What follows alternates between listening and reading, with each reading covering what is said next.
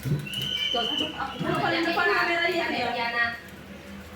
Ada orang nanti pakai jerata fotografer. Makanya kalau jalan-jalan, kalau Kak Eka tukang fotografer. Kasih jangan. Kita harus sewa. Tolong. Diam. Selamat siang Bapak Ibu. Siang. Oke, kita semangat hari ini. Udah mulai makan belum? Baik, baik, saat ini saya akan berbagi pemahaman pengalaman tentang bagaimana berbudaya positif yang sudah kami pelajari dalam mengikuti program guru penggerak. Sebagai calon guru penggerak, saya diberi kesempatan untuk bisa berbagi kepada Bapak Ibu sebagai rekan sejawat, sebagai rekan dalam sekolah. Jadi izinkan saya untuk berbagi pemahaman budaya positif kepada Bapak Ibu sekalian. Jadi sebelumnya Bapak Ibu, saya ingin mengajak semuanya Bapak Ibu untuk sedikit ice breaking. Ice breakingnya simple saja, tidak perlu terlalu banyak. Saya ingin kita ketika saya mengatakan selamat pagi, jadi Bapak Ibu tepuk tangan satu kali. Ketika saya katakan selamat siang, Bapak Ibu tepuk tangan 2 kali. Selamat malam, jadi Bapak Ibu tepuk tangan 3 kali. Tidak ada selamat subuh Bapak Ibu ya, karena kita tidur semua. Jadi saya ingin melihat konsentrasi Bapak Ibu dan Bapak Ibu dalam keadaan segar.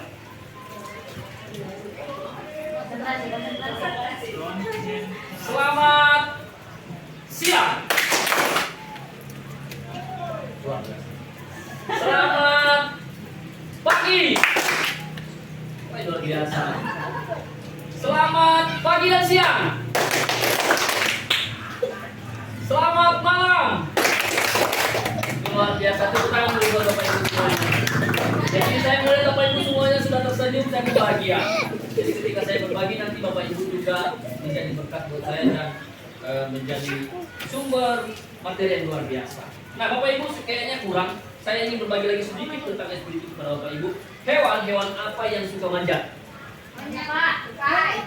Tolong Bapak Ibu kalau dikatakan monyet jangan lihat saya. Oke, monyet. Oke. Apa lagi Bapak Ibu? Tupai. Tupai. Suka manjat. Iya, suka manjat. Kucing, iya, kucing suka manjat di pohon ya. Oke. Oke. Ya. Ular biasanya melilit ya, tapi manjat juga ya. Oke lah, ular, betul. Orang utan. Ya, mungkin sekelas monyet lah ya. Orang utan sekelas monyet apa sih ya? Masih ada lagi Bapak Ibu? Beda kelas juga. Beda kelas ya. Baik, terima kasih Bapak Ibu. Saya sangat berterima kasih untuk apresiasi Bapak Ibu mengikuti SMK yang sudah saya berikan. Tepuk tangan buat kita semua. Nah, saya tidak perlu lagi memperkenalkan nama saya karena kita adalah rekan dalam satu sekolah di tempat ini di SD AKMDC. Tapi tidak elok kalau saya tidak memperkenalkan diri. Nama saya Berkat Teman Median Harefa SPDK. Saya sebagai mahasiswa calon guru penggerak mengikuti program pemerintah di guru penggerak tahap 6 atau angkatan ke-6. Jadi dalam penugasan ini Bapak Ibu, saya ingin berbagi sedikit konsep Merdeka Belajar menurut Ki Hajar Dewantoro yang nanti endingnya tujuannya yaitu bagaimana kita melaksanakan budaya positif dalam sekolah, khususnya dalam penerapannya kepada anak-anak. Nah, saya bacakan sedikit pemikiran Kak Hajar di sini, yaitu menurut Ki Hajar Dewantara, mendidik dan mengajar adalah proses memanusiakan manusia, sehingga harus memerdekakan manusia dan segala aspek kehidupan baik secara fisik, mental, jasmani, dan rohani. Jadi hal positif yang bisa diterapkan di kelas sekolah sesuai dengan budaya Jawa atau orang Banyumas yang berkarakter seperti tokoh Banyumas, yaitu Semar Bawor yang sifatnya adalah suka ngomong. Ya, jadi berkarakter seperti tokoh Banyumas yaitu walaupun sakti, beliau tidak pernah sombong dan selalu memperhatikan akhlak yang mulia, memperhatikan tata krama terhadap orang tua, juga sayang terhadap yang lebih muda, dekat dengan Tuhan. Bekerja itu tidak hanya mengandalkan otak semata, tetapi juga dengan kerja keras, maka dibutuhkan keterpaduan kerja otot dan otak untuk hasil yang maksimal. Rajin, suka bekerja keras, dan cekatan. Jadi Bapak Ibu, kalau begitu sedikit pendahuluan dari saya terkait dengan pemikiran KHD. Jadi sama dengan filosofi Ki Hajar Dewantara dalam pengembangan budi pekerti, yaitu ada prinsip-prinsip yang sudah ditetapkan atau pemikiran-pemikiran KHD dalam bahasa Jawa, Bapak Ibu ya. Saya bukan orang Jawa, tapi karena inilah pemikiran KHD, maka saya akan berbagi dengan kita semua. Yang pertama prinsipnya yaitu prinsip kepemimpinan sebagai seorang guru, yaitu ingaso tulodo. Maka orang tua atau guru sebagai suri tauladan anak dan siswa. Jadi tentu kita sudah menjadi tauladan bagi anak kita. Ingmadia mangunkarso, yang di tengah memberikan semangat ataupun ide-ide yang mendukung. Ya, jadi tentu kita ketika mengajar ada hal-hal yang mungkin anak kita tidak paham, maka kita adalah orang-orang yang akan mendengarkan mereka, memberikan ide-ide yang mereka tidak tahu, atau mereka juga sebaliknya memberikan ide kepada kita. Tutwuri Handayani, yang di belakangan memberikan motivasi. Jadi tentu juga tanggung jawab kita sebagai guru selama ini setelah kita mengajar, kita sudah mengimplementasikannya, dan tidak terlepas dari itu kita juga memberikan motivasi belajar dan semangat kepada mereka. Nah, Bapak Ibu, begitu juga dalam berbudaya positif. Di sini ada segitiga restitusi, Bapak Ibu, yang telah kami pelajari selama ini. Segitiga restitusi ini berkaitan dengan bagaimana seorang guru memperlakukan seorang siswa atau memperlakukan siswa di dalam kelas, bahkan di sekolah. Ya, jadi semua ada kaitannya. Nah, segitiga restitusi ini yaitu terdiri dari validasi tindakan yang salah, menstabilkan identitas, dan juga menanyakan keyakinan. Nah, di sini yang pertama yaitu menstabilkan identitas. Bapak Ibu pernah melihat stabilizer ya, itu biasanya digunakan untuk menyetel sound. Jadi besar kecilnya, halus kasarnya suara speaker itu diatur oleh stabilizer. Nah, stabilizer itu berfungsi untuk mengatur bagaimana supaya sound system itu baik kedengarannya. Nah, bagaimana mengaplikasikannya bagi kita sebagai tenaga pengajar? Ya, di sini bagian dasar dari segitiga bertujuan untuk mengubah identitas anak dari orang yang gagal karena melakukan kesalahan menjadi orang yang sukses. Nah, Bapak Ibu, biasanya kita terkesan sebagai seorang guru.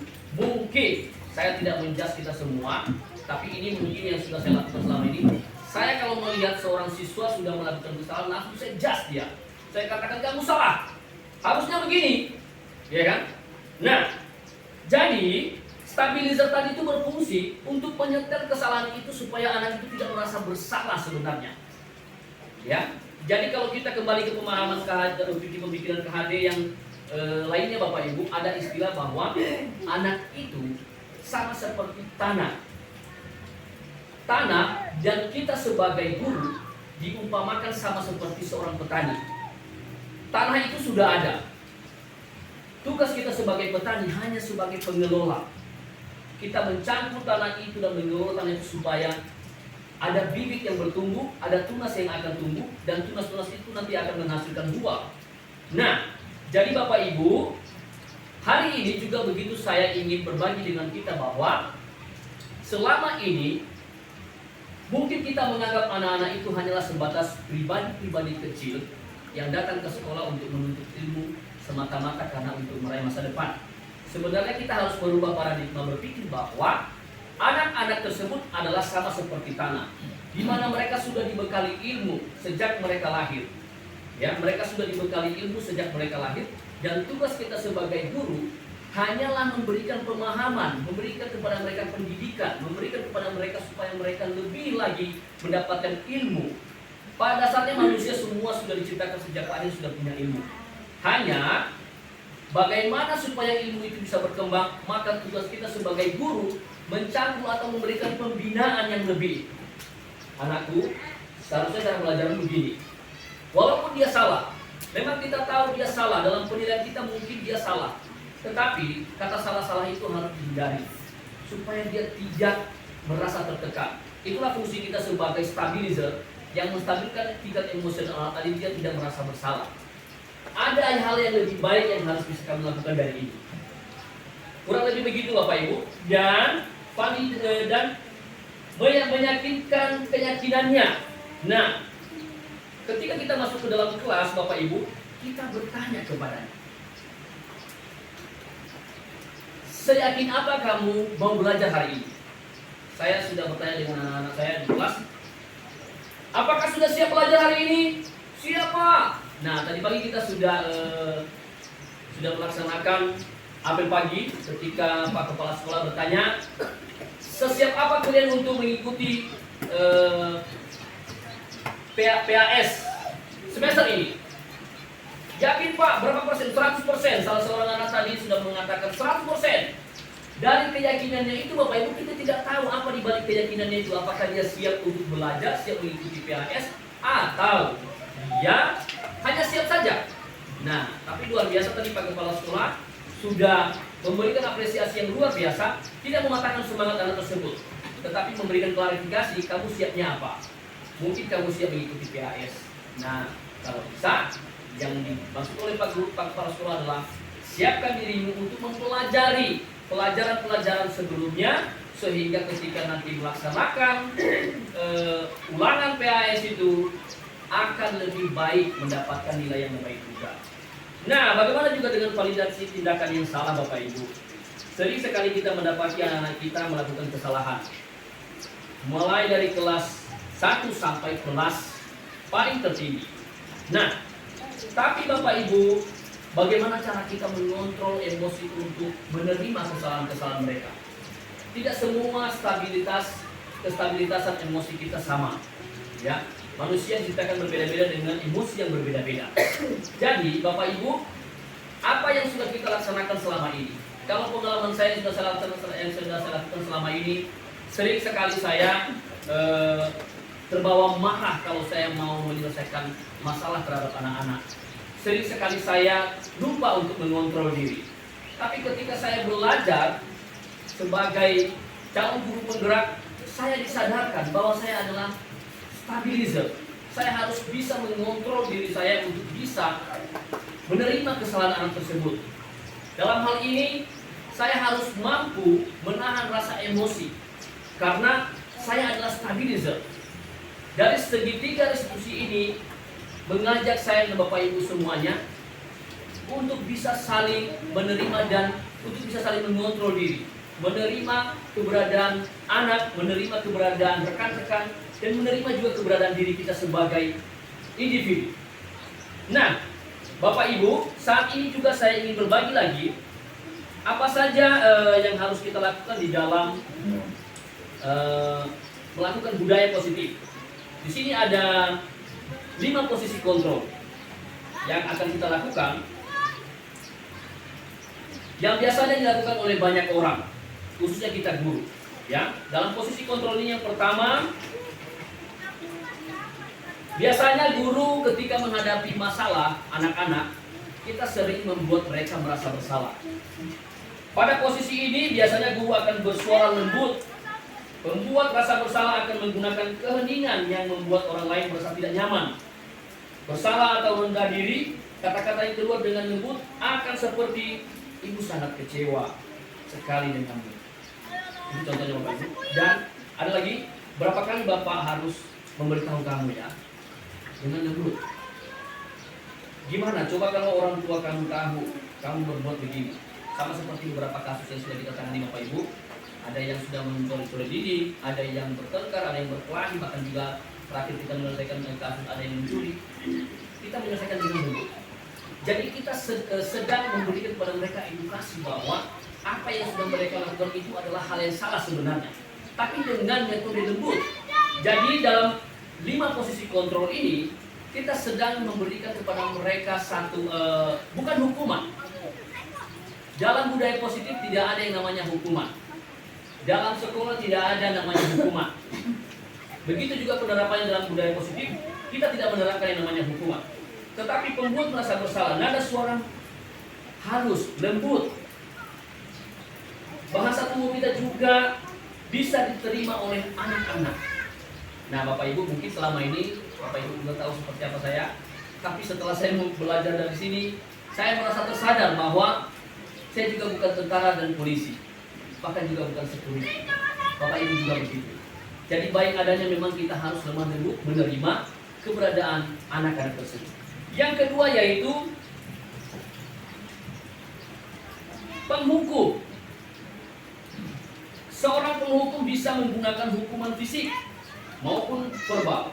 Orang-orang yang menjalankan posisi penghukum senantiasa mengatakan bahwa sekolah memerlukan sistem atau alat yang dapat lebih menekan murid-murid lebih dan lagi. Guru-guru yang menerapkan posisi penghukum akan berkata seperti ini, Bapak Ibu. Patuhi aturan saya atau awas. Nah, Bapak Ibu, mungkin Bapak Ibu dan kita semua sering mendengar itu, terlepas dari diri saya dan kita semua. Kamu selalu saja bersalah. Kita sedang menghukum dia. Selalu pasti, selalu terakhir. Selesai. Kamu mengerjakan tugas itu selalu terakhir dan terakhir.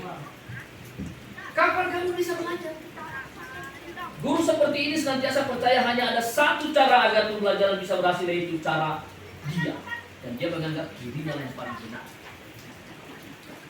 Itu adalah penghukum. Nada suara tinggi, bahasa tubuh, mata melotot Bapak Ibu, dan jari-jarinya menunjukkan menghardik. Ya, tahu kan? Dan terlambat lagi, pasti terlambat lagi, kamu lagi. Jadi begitu kurang lebihnya Bapak Ibu. Dan kemungkinan murid marah dan mendendam atas sifat keagresifan guru tersebut. Dan bisa jadi sesudah kembali duduk, murid tersebut akan mencoret-coret bukunya atau meja tulisnya. Jadi saya kadang berpikir Bapak Ibu, kenapa meja kita itu habis tertulis? Mungkin itu adalah ekspresi dari amarah mereka yang tidak menerima bagaimana kita sebagai guru memperlakukan mereka. Mungkin, karena setelah saya lihat materi itu. Nah, ada juga Bapak Ibu, posisi kontrol yang ketiga, yaitu kita menganggap siswa itu sebagai anak, sebagai teman, sebagai teman. Kita menjadikan mereka sebagai teman, bukan lagi hanya sebatas murid antara guru dan murid. Guru pada posisi ini tidak akan menyakiti murid seperti bagaimana kita kepada teman. Namun akan tetap berupaya mengontrol murid melalui persuasi. Posisi teman pada guru biasanya negatif atau positif. Positif di sini berupa hubungan baik yang terjalin antara guru dan murid. Guru di posisi teman menggunakan hubungan baik dan humor untuk mempengaruhi seseorang. Mereka akan berkata, biasanya guru yang menganggap anak itu sebagai teman, mereka akan mengeluarkan satu bahasa atau satu kata-kata seperti ini. Ayo, bantulah demi Bapak. Belajarlah. Sambil kita merangkul, sambil kita memegang pundaknya kalau dia yang berjenis kelamin sama dengan kita. Dan yang berikutnya itu, ayo, ingat tidak bantuan Bapak selama ini. Kamu ingat nggak kalau Bapak selalu bantu kamu? Ayolah, bantu Bapak belajar dengan baik. Ayo bantulah Bapak untuk bisa ke sekolah dengan rajin. Ayolah, jangan lagi berkelahi, jangan lagi bertengkar. Yang berikutnya itu, ya sudah, kali ini tidak apa-apa, tapi nanti kamu harus bantu ibu ya. Kamu harus bereskan ini. Nah, hal negatif dari posisi teman adalah bila suatu saat guru tersebut tidak membantu, maka murid akan kecewa dan berkata, karena kita sudah mengatakan tadi kita sebagai teman dengan dia dan kita siap membantunya dan dia juga akan membantu kita, maka kalau kita tidak menepati janji itu sebagai teman, maka dia akan berpikir begini, saya pikir Bapak Ibu teman saya. Nah, begitu kan lebih kalimatnya Bapak Ibu, murid merasa dikecewakan dan tidak mau lagi berusaha. Hal lain yang mungkin timbul adalah murid hanya bertindak untuk guru tertentu saja. Jadi dari semua kita guru, setelah dia melihat bahwa ada salah satu guru yang tadinya sudah mengecewakannya, maka dia berpaling dari kita dan akan pergi kepada guru yang lain. Walaupun seharusnya kita mengharapkan dia dekat dengan kita. Dan tidak untuk guru lainnya. Murid akan tergantung pada guru tersebut. Jadi dia bergantung pada guru yang dia suka. Jadi Bapak Ibu, tidak bisa kita pungkiri bahwa dalam diri manusia ada yang namanya pemilihan, free will, kebebasan untuk bisa memilih. Jadi kebebasan untuk memilih tadilah yang membuat seseorang itu termasuk anak-anak bisa mengetahui mana yang baik dan mana yang buruk. Karena kita adalah manusia yang diciptakan memiliki budi pekerti. Nah, ada juga Bapak Ibu posisi kontrol lainnya yang keempat, yaitu sebagai pemantau. Nah, kita sebagai pemantau ini Bapak Ibu, biasanya dari jauh dia lihat, ya kan? Nah, saya akan membacakan sedikit deskripsi sini sebagai pemantau, yaitu memantau berarti mengawasi.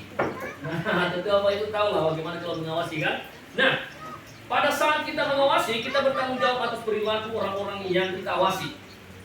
Posisi pemantau berdasarkan pada peraturan-peraturan dan konsekuensi. Dengan menggunakan sanksi atau konsekuensi, kita dapat memisahkan hubungan pribadi kita dengan murid.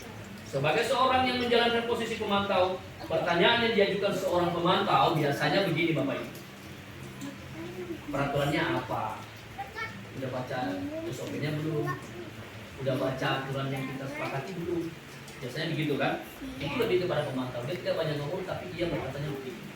Nah, yang berikutnya, apa yang akan selama ini akan kita melakukan? Kita sudah buat kesepakatan begini. Apa yang sudah kamu lakukan? Yang berikutnya, sanksi atau konsekuensinya apa? Yo, kamu tahu kan? Apa sanksi atau konsekuensi jika kamu tidak mengerjakan tugas? Nah, seorang pemantau sangat mengandalkan penghitungan, catatan, data yang dapat digunakan sebagai bukti atas perilaku seseorang. Karena seorang pemantau itu tidak banyak bicara Bapak Ibu, maka biasanya dia sering sekali menjebak seseorang itu dengan administrasinya, catatan-catatan yang sudah dia buat, ya. Itu akan dia jadikan konsekuensi bagi anaknya sendiri. Nah, posisi ini akan menggunakan stiker. Kalau pernah mungkin Bapak Ibu menggunakan stiker di kelas sebagai bentuk apresiasi atau sebagai bentuk terima kasih dan lain sebagainya, maka kurang lebih begitu. Slip catatan, daftar, cek. Posisi pemantau sendiri berawal dari teori stimulus respon yang menunjukkan tanggung jawab guru dan mengontrol murid. Nah, itulah pemantau. Di sini ada sedikit nada suara dari bahasa tubuh seorang pemantau Bapak Ibu secara formal. Di sini ada guru. Adi, tahukah kamu jam berapa kita memulai? Kalau begitu Bapak Ibu. Dan siswa yaitu Adi, tahu Pak? Guru, kamu terlambat 15 menit. Apa kamu sudah mengerti konsekuensi yang harus dilakukan bila terlambat? Paham Pak, saya harus tinggal kelas pada jam istirahat nanti dan mengerjakan tugas ketertinggalan saya. Yang berikutnya guru berkata, ya benar. Nanti pada saat jam istirahat kamu harus tinggal di kelas untuk menyelesaikan tugas yang tertinggal tadi. Saya tunggu.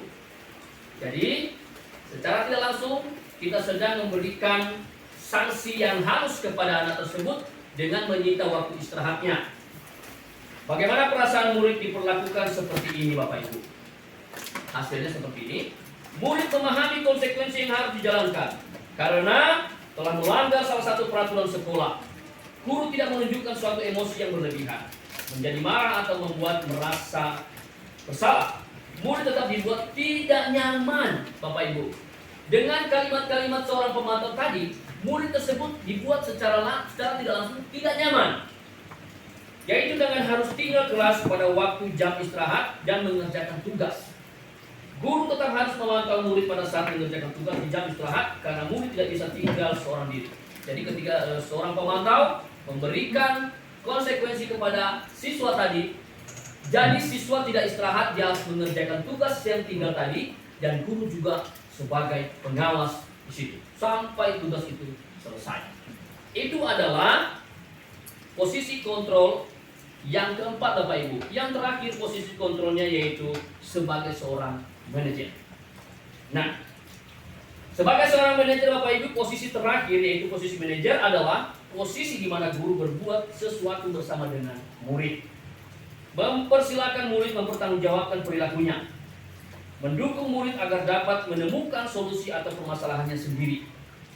Seorang manajer telah memiliki keterampilan di posisi teman maupun pemantau. Jadi ada beberapa posisi kontrol yang sudah dimiliki oleh seorang manajer, yaitu dia sudah memiliki bagaimana sifat seorang pemantau, dia sudah memiliki sifat sebagai seorang teman. Namun bila kita menginginkan murid-murid kita menjadi manusia yang merdeka, mandiri dan bertanggung jawab, maka kita perlu mengacu kepada restitusi yang dapat menjadikan murid kita seorang manajer bagi dirinya sendiri. Jadi tugas seorang manajer di sini, tugas guru yang memiliki posisi kontrol sebagai manajer di sini, yaitu kita memberikan tanggung jawab kepada murid sendiri dan bertanggung jawab dengan apa yang dia lakukan. Nah, di manajer, murid diajak untuk menganalisis kebutuhan dirinya, apa saja yang menjadi kebutuhannya, maupun kebutuhan orang lain, apa saja kebutuhan teman-temannya di dalam kelas. Di sini penekanan bukan pada kemampuan membuat konsekuensi, namun dapat berkolaborasi dengan murid bagaimana memperbaiki kesalahan yang ada. Seorang manajer akan berkata, apa yang kita yakini. Kembali ke keyakinan kelas. Seperti yang saya katakan tadi, bahwa ketika kita masuk ke dalam kelas, kita harus meyakinkan bahwa siswa itu betul-betul yakin mau sekolah. Kita harus meyakinkan bahwa siswa itu benar-benar yakin mau mengikuti materi pelajaran hari itu. Nah, apakah kamu meyakininya? Itu adalah kata-kata seorang manajer. Dan apakah rencana kamu untuk memperbaiki hal ini? Jadi tentu kita memberikan peluang dan waktu kepada anak tersebut untuk bisa bertanggung jawab memperbaiki dirinya sendiri. Nah, tugas seorang manajer bukan untuk mengatur perilaku seseorang. Kita membimbing murid untuk dapat mengatur dirinya sendiri. Seorang manajer bukannya memisahkan murid dari kelompoknya, tapi mengembalikan murid tersebut ke kelompoknya dengan lebih baik dan kuat. Saya baca lagi Bapak Ibu. Bisa jadi dalam praktik penerapan disiplin sehari-hari kita akan kembali ke posisi teman atau pemantau. Namun perlu disadari Bapak Ibu, tujuan akhir dari 5 posisi kontrol seorang guru adalah pencapaian posisi manajer. Nah, kalau boleh saya berikan pilihan kepada Bapak Ibu, dari 5 posisi kontrol tadi, di manakah yang Bapak Ibu pilih? Apakah Bapak Ibu semua ingin menjadi memilih posisi kontrol sebagai pembuat masalah merasa bersalah, atau sebagai sebagai pemantau, manajer, dan juga sebagai penghukum, atau sebagai teman? Nah, dari modul ini Bapak Ibu, sesuai dengan pemikiran KHD, kita diharapkan sebagai guru lebih memposisikan diri untuk mengambil posisi pengontrol, yaitu sebagai manajer. Mengapa? Karena kita sedang memberikan tanggung jawab kepada anak itu sendiri. Kesalahan apapun yang dia lakukan, kita harus mencari solusi kepadanya supaya dia tahu bahwa itu salah dan cara memperbaikinya begini. Nah, jadi kita tidak sedang memberikan kepadanya penghukuman, konsekuensi, atau menjadikan dia merasa bersalah dan akhirnya dia tidak percaya diri. Nah, jadi Bapak Ibu, hari ini apa yang sudah saya bagikan kepada Bapak Ibu, tentu ada hal-hal positif yang Bapak Ibu bisa ambil. Sekalipun mungkin bertolak belakang dengan apa yang sudah kita kerjakan selama ini. Saya secara pribadi memang banyak sekali yang bertolak belakang dengan apa yang sudah saya lakukan selama ini. Tetapi setelah saya memahami sedikit demi sedikit bagaimana berbudaya positif, memposisikan diri sebagai seorang guru, maka saya tersadar bahwa seharusnya kita sebagai manajer yang membuat pengelolaan kelas itu dengan baik, dan juga mengontrol anak-anak itu dengan baik, dan membuat kelas itu terasa nyaman dan menyenangkan. Nah, ada sedikit kasus di sini Bapak Ibu. Nanti kita akan berbagi sedikit. Di sini ada kasus, yaitu Tisa dan Hana dipanggil masuk ke ruang Ibu Dewi, Kepala Sekolah SMA Makmur. Ibu Dewi baru saja mendapatkan pengaduan dari Ibunda Tisa bahwa Hana menggunakan kata-kata kasar dan merendah-rendahkan Tisa di sosial media. Anto jarang sekali hadir di pembelajaran jarak jauh, dan pada saat hadir pun Anto sering kali menggunakan kata-kata kasar di kolom chat, mengejek teman-temannya. Hal ini sudah sangat mengganggu, dan beberapa orang tua murid yang mengikuti pembelajaran daring mengeluhkan tentang perilaku Anto di pembelajaran jarak jauh ini. Nah, bila kita, di sini ada tulisan Bapak Ibu bila Anda, tapi saya bacakan bila kita adalah seorang kepala sekolah yang ke depan. Bila kita adalah seorang kepala sekolah ke depan, penerapan disiplin apakah yang akan kita lakukan untuk kasus Hana dan kasus Anto? Kira-kira gimana kita menerapkan atau mencari solusi dari kasus yang sudah dilakukan oleh Hana dan Anto? Nah, Bapak Ibu, di sini yaitu Ibu Tisa dan Hana dipanggil masuk ke ruang Ibu Dewi sebagai kepala sekolah SMA. Nah, jadi Ibu Dewi baru saja mendapatkan pengaduan dari Ibunda Tisa bahwa Hana menggunakan kata-kata kasar dan merendah-rendahkan Tisa di sosial media. Kita sebagai guru atau sebagai kepala sekolah, apa yang harus kita lakukan? Itu kasus yang pertama. Apakah kita harus langsung menghakimi Hana? Apakah kita harus menghukum Hana? Tentu tidak. Sebagai seorang manajer, di sini kita harus merangkul cara berpikirnya. Dengan satu bahasa, Hana, apa yang sudah kamu katakan tadi, apa yang sudah kamu lakukan terhadap Tisa, sebenarnya sudah baik. Hanya alangkah lebih baik kalau kamu tidak melakukannya. Dan ada hal-hal yang lebih baik yang bisa kamu lakukan dari ini. Nah, Tisa secara spontan dan secara sadar, dia merasa bahwa kok saya tidak disalahkan. Kenapa saya tidak disalahkan oleh Pak Guru atau Kepala Sekolah? Dan di situ dia mengambil nilai positif bahwa saya sebenarnya salah. Hanya Pak Guru dan Bu Guru masih memberikan kesempatan kepada saya untuk memperbaiki diri.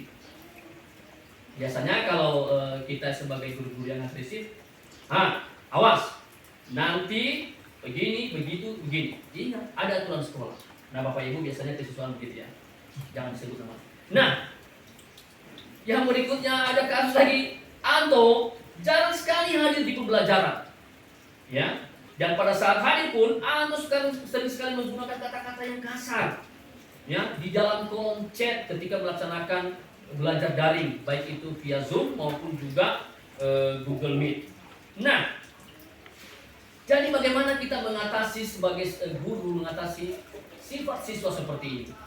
Tentu Bapak Ibu secara sadar kita akan merasa marah dan emosi. Sudah jarang masuk, malah setiap masuknya membuat ulah, itu akan membuat pribadi kita secara kemanusiaan akan kesal. Tetapi Bapak Ibu sebagai manajer, sebagai seorang guru yang mengambil posisi kontrol sebagai seorang manajer, maka mampu untuk mengelola emosi tadi dan menerima apa yang dilakukan oleh Anto. Dengan cara, Anto, kamu luar biasa. Sebenarnya apa yang kamu lakukan itu sudah baik dan sangat luar biasa. Hanya alangkah luar biasanya kalau kamu lebih rajin dan sering lagi ikut pembelajaran kita, pembelajaran baik di kelas maupun daring. Dan alangkah lebih baik kalau kamu tidak kasar berkata-kata di dalam ruang kelas, karena akan banyak menyinggung teman-teman yang lain. Nah, Bapak Ibu, dari metode bahkan juga dari budaya positif yang sudah saya bagikan hari ini kepada kita, saya berharap bahwa saya sebagai calon guru penggerak bisa memberikan pengaruh penting kepada kita semua di dalam ruang lingkup sekolah SD KMDC. Tetapi dalam hal ini kita tidak bisa menuntut kesempurnaan. Secara teori kita harus bisa melakukannya, tapi secara praktek kita harus bisa lebih bijaksana. Karena tidak menutup kemungkinan ada hal-hal terburuk ke depan yang akan bisa kita lakukan. Seperti beberapa kasus yang kita sudah lihat, bahkan juga sudah kita selesaikan. Semuanya bisa terselesaikan Bapak Ibu karena kita memposisikan diri sebagai seorang manajer. Demikian yang bisa saya sampaikan sebagai materi dalam menerapkan budaya positif dan pengalaman kita dan pengalaman saya juga selama mengajar di sekolah kita di SD KMDC. Kurang lebihnya Bapak Ibu saya ucapkan terima kasih buat waktu dan kesempatannya. Mudah-mudahan kita bisa semua menjadi guru penggerak di masa-masa yang akan datang. Selamat siang. Siap. Lebih. Siang.